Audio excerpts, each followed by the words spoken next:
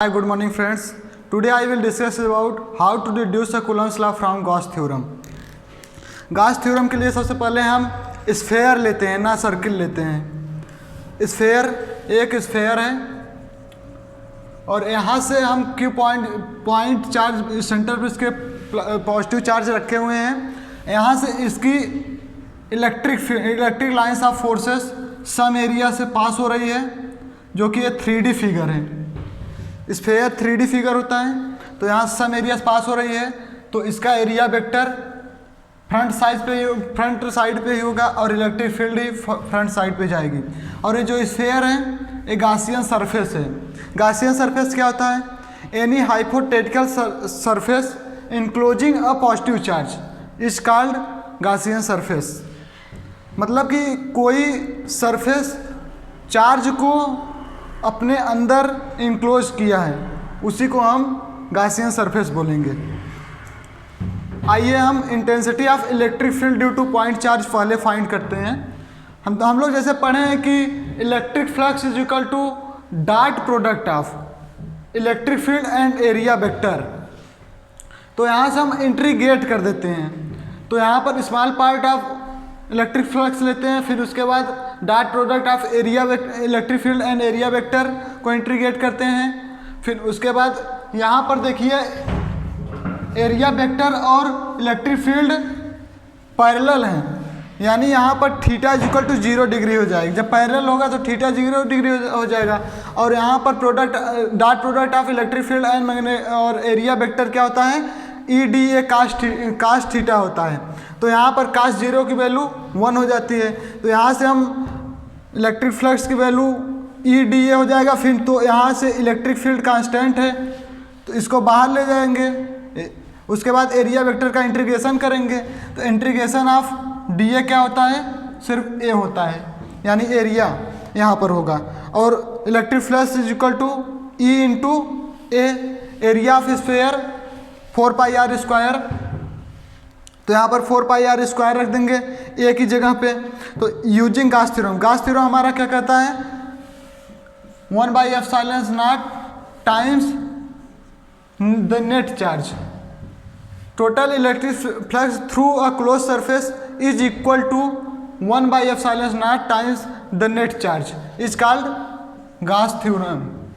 तो epsilon is equal to 1/ε0 into Q times, तो ये क्या हो जाता है? Dot product of electric field and area vector. तो यहाँ पर हम वही रखेंगे, epsilon is equal to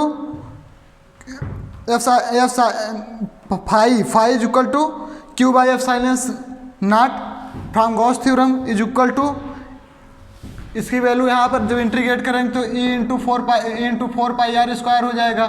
integration of area vector A होता है, तो एरिया क्या हो जाएगा स्फेयर का? 4πr स्क्वायर हो जाएगा। तो यहाँ पर E इंटू 4πr स्क्वायर हो गया, तो E इज इक्वल टू यहाँ से क्या निकला? 1/4πε0 इंटू Q/r स्क्वायर। ये क्या होता है? Intensity of electric field due to a point charge.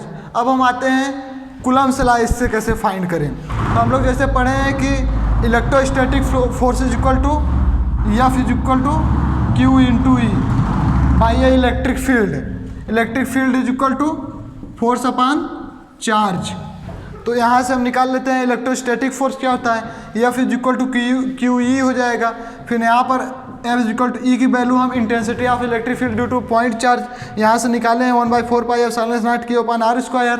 तो यहाँ रख देते हैं हम 1/4πε0 Q/r square.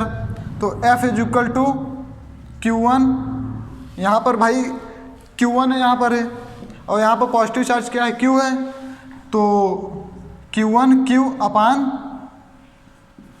4πε0 into R square, यानी 1/4πε0 product of magnitude of two charges upon और बाई R स्क्वायर, मतलब distance between them, square of distance between them.